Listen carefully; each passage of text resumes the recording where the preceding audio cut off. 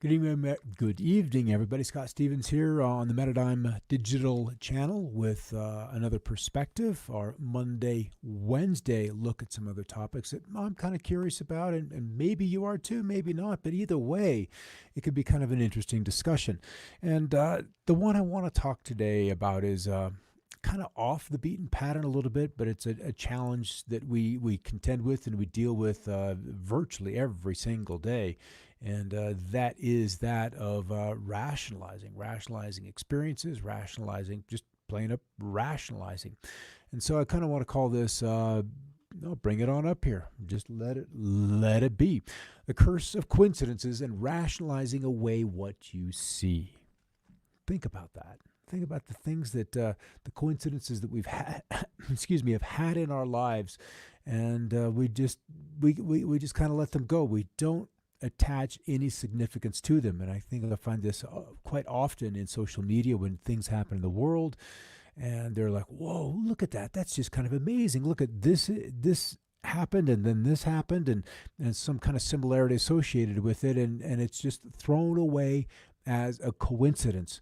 Rather than there being some deeper meaning behind the reason why these 2, 3, 4, 5, or greater experiences all happened in a very curious succession of events. And so the curse of coincidences and then rationalizing away what we see, and that simple action can really lead to missing the bigger picture that we're all living within. So I just kind of threw together a list this afternoon of some of the many experiences that we routinely rationalize away. Sometimes it's a responsibility to do the right thing, and sometimes a responsibility to do nothing in, say, the heat of a moment, in a job situation, within a relationship, or just something that we've come across, a responsibility. And then sometimes we rationalize away a victimhood or being victimized. We've all been in both of those situations at one point or another in our life. And then with that, we throw away the wisdom that we've gained from past experiences. And that to me is kind of the craziest thing of all, is throwing away a gift of learning something that has already happened to us. And then we kind of will throw away opportunities presented. We go through our lives and things, opportunities come to us, expected or unexpected. They just present themselves. And we're like, nah, I don't want to do with that. Or a person, a friend, or even a stranger. Those are the tougher ones to get through, are rationalizing. I don't know that person, so I can't engage with them in some particular way. I've got to protect myself. I can't do that. I don't have the time for that. I'm not interested. So opportunities that could be literally life-changing are just brushed off. And so what happens if it is your karma or your destiny to then have an experience in that field or in with that person?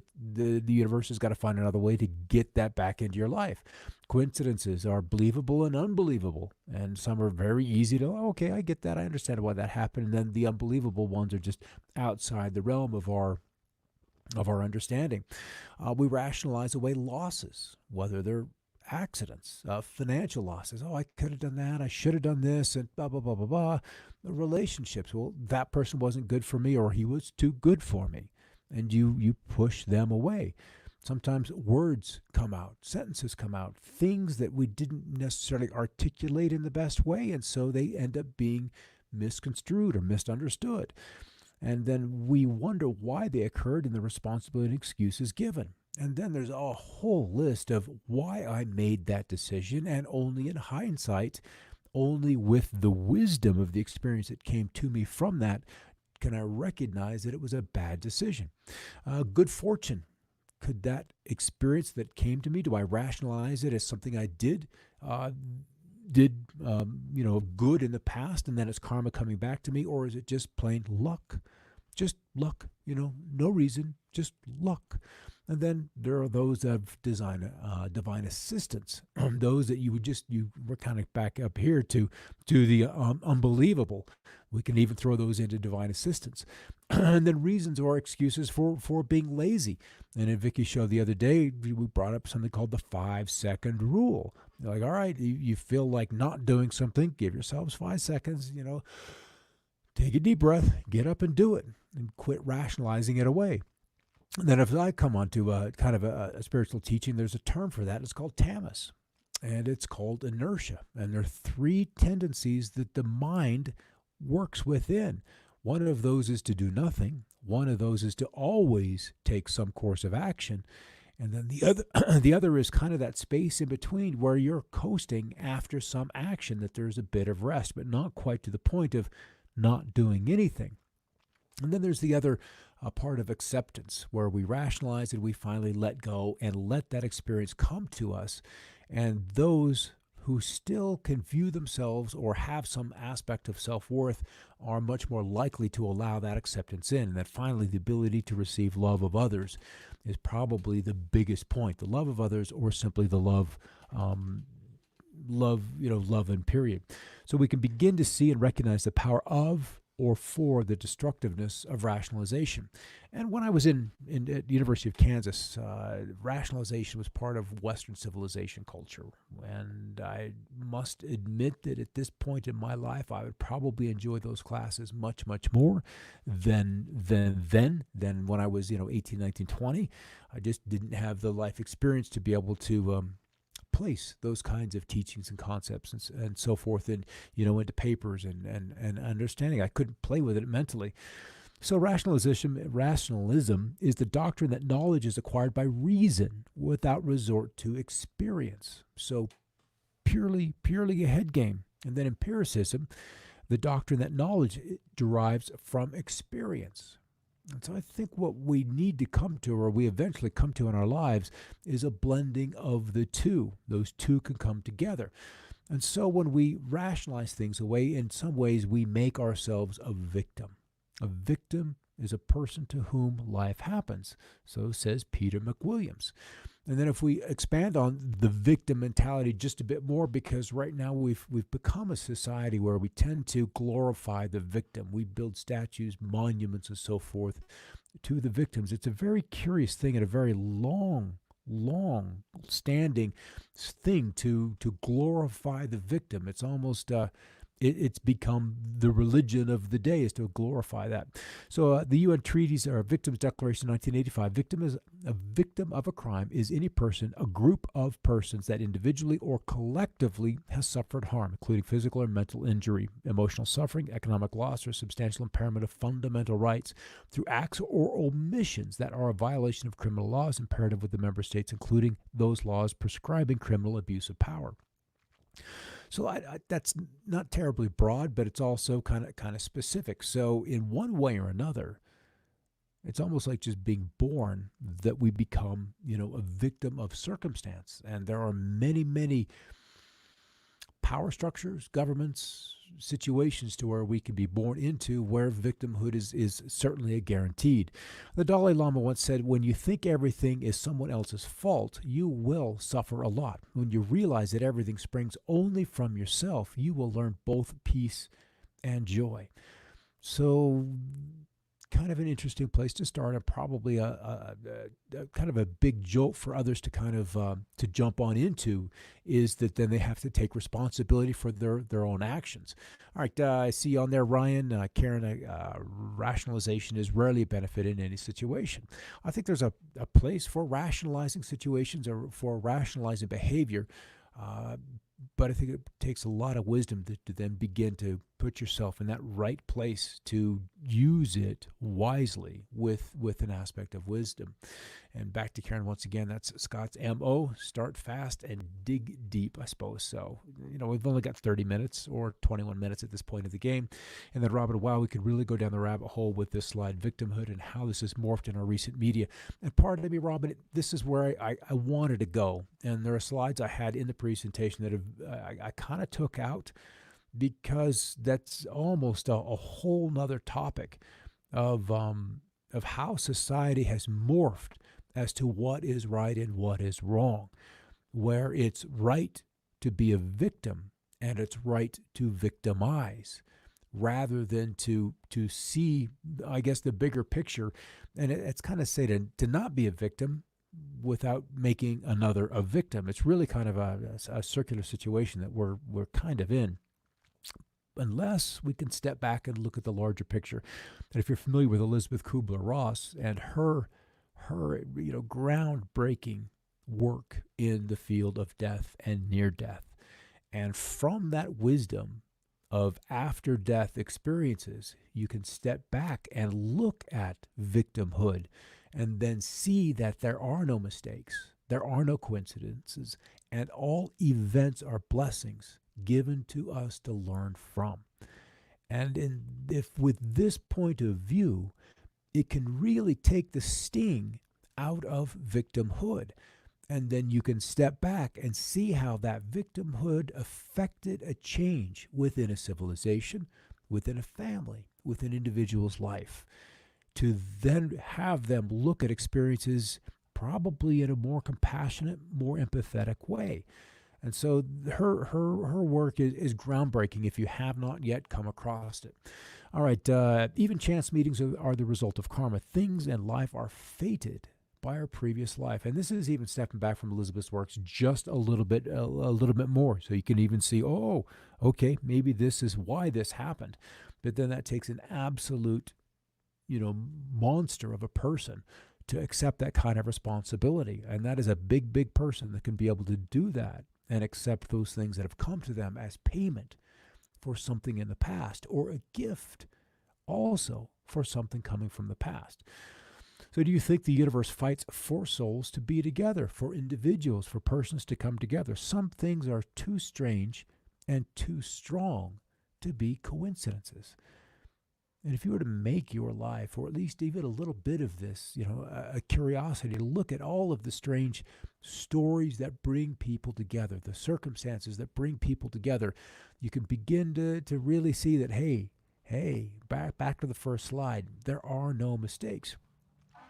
And you can go through a lot of the internet and find these kind of very curious stories all through that, heralding, coincidences. Oh, can you believe this? That awkward moment when you realize you're dating your deceased grandfather.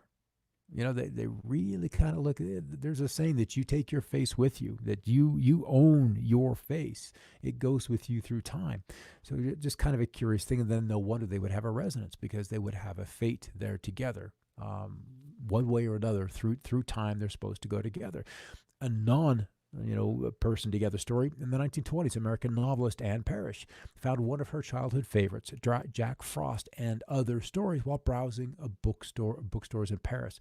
She showed the book to her husband and told him how she had loved the book as a child. Upon opening the book, she saw an inscription in the flyleaf that read, Anne Parrish, 209 North Weber Street, Colorado Springs. It was her book. Fate had taken her. Her decisions had taken her back to find that book once again.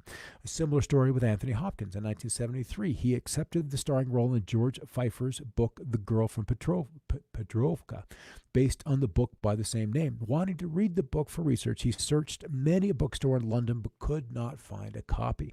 Giving up and going home, he spied an abandoned book sitting on a bench, a copy of The Girl from Petrovka. 2 years later, during filming, George Pfeiffer admitted to Hopkins that he didn't even have a copy of his own book because the friend he had loaned it to in London had lost it. Complete with all my annotations, he said. Hopkins then pulled out his copy and said, "This one?" he asked. It was the same book. So fate has a way of bringing these kind of experiences together, object and then the subject that needs to experience the interaction with that object. In the magical universe, there are no coincidences and there are no accidents. Nothing happens unless someone wills it to happen. Every day we get up at a certain time. Sometimes it's variable, but to the minute we get up and we set into motion a complete series of events that are to come to us, all by making a simple choice. One choice after another choice after another choice. Life is simply a series of these choices. So coincidence is God's way of remaining anonymous, said Albert Einstein. You got to respect the man. Brilliant as he was, much like Nikola Tesla, he had this insight to the working of the invisible. And that, to me, is the most exciting research of all, is the invisible. So, coincidences, if recognized in time, are divinely given opportunities to make a choice. It is if a spotlight is illuminating that moment, just asking you to recognize the opportunity to make a choice. Learn to ask of all actions, why are they doing that to me? But start with your own. Why are they doing that to me? And then we're back to that victimhood. And that victimhood plays up here. The dark forces will use small annoyances to deter, to have you quibble and complain, perhaps not overtly, but within your spirit. Think of something that makes your heart sure and glad, that can bring you back to equanimity. The dark forces are most helpless in the face of love and laughter. And on Vicky's Coffee Break show, they did something for 3 weeks called that gratitude thing. And this is just a simple exercise to just think about, just for a moment, maybe two, sometimes three, because it feels better than to dwelling on those dark forces that use small annoyances.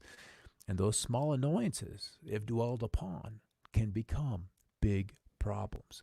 Don't miss the synchronicity of what is happening right now, finding its way into your life at just this moment. There are no coincidences in the universe, only convergences of will, intent, and experience. Neil Donald Walsh. And if you're familiar with his book, I believe it was Conversations with God, and there were numerous volumes along that. And I studied him. Let's just say I read a lot of his books, maybe 15 years ago, and I enjoyed them because I finished them. So, he's got some good jewels and gems in there. All right, what do we have over here? Donnie's saying that would be a very spiritual, aware, and advanced individual. Yeah, exactly. To be able to step back and then call yourself out, to be able to separate how you're thinking from your individual thoughts, from your feelings. And that is a very aware person. And ultimately, I think that is the journey that every single one of us is on, is to be able to step back and separate your awareness from those thoughts and from those feelings that are constantly flowing. And meditation is a process by which people practice that stillness. But then if you can be, kind of processing through those thoughts that are going in there, you can begin to separate one from the other. Robin, the hair on my arm stood up. Some of those stories are just kind of crazy. And truly, I probably had 5, 6, 7 of them set aside, but time will allow for maybe 2. Vicky, yeah, cool stories. Cool stories. The universe has got, 7+ billion people plus a whole lot of animals on there, all to meet their destinies. And destiny was something that, yeah, sure. Fate, yeah, sure. But I think as the older we get, we begin to accept that there is something ahead for us, that there is this gentle guiding hand. And if we can kind of get out of the rashness and rationalizing away those gifts that come to us, they begin to manifest more easily in our life. Oh, my word, that book Coincidences are incredible. Truly none. And one, Vicky, I bet we have all had some crazy examples of this experience. Certainly we have. And that's kind of why I was inspired to do this yesterday. But we're not to the part that I really wanted to get to just yet. I was just typing that quote, confidence is God's way of staying anonymous. Yeah, from Einstein. What a brilliant man. To use him or to have him on this planet would also be kind of crazy. Yeah, The Secret was kind of, that was a big movie for me too. That was already all the way back in 2006. That's amazing. All right, humor allows us to do that. We've got to get past the mind's rationalizing. So the humor allows us to begin to heal those blockages that we're not quite ready to let go. So the body heals with play, the mind heals with laughter, and the spirit heals with joy. Those 3 things. But it all ends up as a decision, one way or another, to play with those little thoughts or to not to. So what humor allows us to do is to find a newfound ability to enjoy surrender. And then we see the joy in the change that surrender has allowed us to experience. A newfound ability to enjoy surrender. Then we see the joy in change. So humor allows us to relax, to open up, and be open to receive that greater truth. Usually it's something that we've rationalized away. Usually it's something that we're not quite ready to see. So it takes humor, an aspect of laughter, a little bit of joy, so that we can let in that part of us, to see and recognize that part of us that we're not quite ready to recognize. I think I pop past two. If you want to make God laugh, tell him about your plans. We all have expectations. Well, I think we may have even touched that gently today in Vicky's show. Laughter is important not only because it makes us happy, it also has actual health benefits. And that's because laughter completely engages the body and releases the mind. That's the goal, is to release the mind. And there's a lot of those exercises, whether it's contemplation, whether it's meditation, whether it's a walk, whether it's playing with your pets. We need something to let go of that vice grip that the mind tends to hold on our attention. Laughter connects us to others, and in that itself has a healing effect. And that's from Marlo Thomas. So what laughter does is allow us to recognize and see a truth that up until then had escaped us. That's when our guard is down, is when we're happy, when we're joyful, when we're excited. And that all happens in that band, in that higher vibrational band, rather than the one where we like to stay or are comfortable to stay because that's where society wants us to stay, is under the weather of sorts. So how great it is, the power of truth, which of its own power can easily defend itself against all of the ingenuity and cunning and wisdom of men, and against the treacherous plots of the world. So now we're going to shift this off to the power of truth, because this is what will come into view once that blockage is let go, is that aspect of truth. For every good reason there is to lie, there is a better reason to tell the truth. And usually you don't know those reasons until after the other has left your lips. That's why we're over here. When a spoonful of sugar makes the medicine go down. That is so true. That is so true. Karen, yep, I have a similar bookstore that came to me and is at a very sad time in my life. When I opened the book, the hair on my arms raised and my heart warmed. There were many other coincidences that might have made it joyous instead of sad. I think that's how that invisible gets to us and supports us at those most critical times in our life. Just these little things that mean so much at those times when we're vulnerable. Robin, ha ha ha, that's truth. God had been probably God had been laughing for the last year. He must be rolling, no doubt. And we do, Tracy. We love a good laugh. I'm kind of addicted to it, and the little jokester that I am. If you want to hear God laugh, tell him about your plans. That's so true. I bet you have another story. Maybe we'll hear that too. All right, so for every good reason there is to lie, there's a better reason to tell the truth. Well, that got there quickly. So this is kind of one of the tools that we all have. We have pets, little animals, to just kind of bring that unconditional part of things to us, to let go, have us let go, and then let, a little bit of joy in, a little bit of playful thing, because these guys aren't holding on. They're not, they're just the best. All right, so we'll end it here. There can be no humor if there is no truth. And it's tell a joke. Tell a really funny joke. There's always a little truth in there. And that's where the humor is. It's something awkward, something complicated, but the humor makes it funny. The truth makes it funny. And that's how we can kind of get past some of those awkward things in life. The best class I ever took, says Robin, was on laughter in medicine. I still use the techniques.